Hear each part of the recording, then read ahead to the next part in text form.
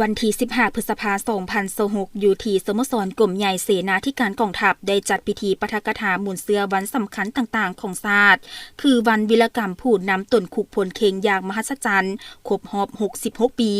วันพาวงปิดล้อมกองพันที่ 2วีรชนที่ธงไหหินซิ่งขวงครบรอบ 67 ปี วันสร้างต่างสายพอพันธุ์การทูตลาวจีนครบรอบ 65 ปี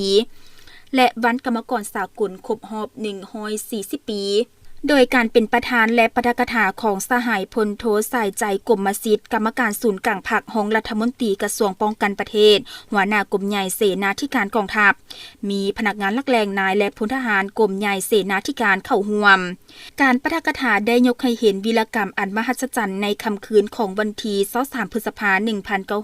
1960บรรดาผู้นำแนวลาวรักชาตินำโดยทานประธานสุพรรณวงศ์พร้อมด้วยคณะได้ตนออกจากคุกพลเข่งอย่างปลอดภัยโดยการสมทบกับสารวัตรทหารวีรกรรมนี้บ่เพียงแต่แสดงถึงความสละส่องใสของผู้นำเท่านั้นแต่ยังเป็นการยั่งยืนถึงความยุติธรรมที่สามารถเอาชนะอำนาจอาธรรมได้วันพาวงปิดล้อมกองพันที่ 2วีรชนครบรอบ 67 ปีได้หวนคืนถึงเหตุการณ์ประวัติศาสตร์อันสง่าราศีของกองพันที่ 2วีรชนที่ได้พาวงปิดล้อมของศัตรูอยู่ธงไหหินซิ่งขวงในค่ำคืนวันที่ 18 พฤษภาคม 1959นี่แม่นไสสนะแห่งไหวพริบความเด็ดเดี่ยวแน่วแน่นและน้ำใจรักชาติอันสูงส่งของกองทัพปฏิบัติที่สามารถตีถอยกลอุบายหันเปลี่ยนกำลังปฏิบัติเข้าสู่กำลังฝ่ายกงกันข้ามเป็นขีดหมายสำคัญที่เฮ็ดให้เปลวไฟแห่งการต่อสู้กุศลฟื้นตัวขึ้นอย่างแข็งแรงวันสร้างตั้งสายพอพันธุ์การทูตลาวจีนครบรอบ 65 ปีสหายประธานก่อได้กล่าวถึงมิตรภาพอันเป็นมูลเสื้อ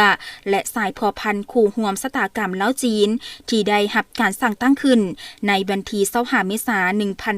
1961 ตลอด 65 ปีผ่านมา2ภาค2รัฐและประชาชน2ชาติลาวจีนได้ร่วมมือกันอย่างแน่นแฟ้นช่วยเหลือซึ่งกันและกันในทุกขงเขตเวียกงานโดยเฉพาะแม่นการร่วมมือด้านยุทธศาสตร์การพัฒนาโครงหลังพื้นฐานและการป้องกันชาติป้องกันความสงบให้มีความเข้มแข็งขึ้นเรื่อยๆวันกรรมกรสากลครบรอบ 140 ปีประวัติการต่อสู้ของชนชั้นกรรมกรในทั่วโลกที่ได้ต่อสู้เพื่อสิทธิผลประโยชน์อันชอบธรรมการเฮ็ดเวียก8ชั่วโมงและความยุติธรรมในสังคมนี่แม่นโอกาสสำคัญในการยกสูงบทบาทของกำลังแรงงานลาวในการประกอบส่วนสร้างสรรค์และพัฒนาประเทศชาติในยุคใหม่โอกาสนี้สหายพลโทใส่ใจกรมสิทธิ์ได้เรียกร้องให้สมาชิกพรรคพนักงานนักรบจงสืบต่อหำเฮียนและสืบทอดบุญเสื้ออันล้ำค่าเหล่านี้หันเป็นกำลังแรงในการปฏิบัติหน้าที่การเมืองที่ได้รับมอบหมายเพื่อปกปักรักษาและสร้างสรรค์พัฒนาประเทศชาติให้รุ่งเรืองศรีวิไลอย่างบ่หยุดยั้ง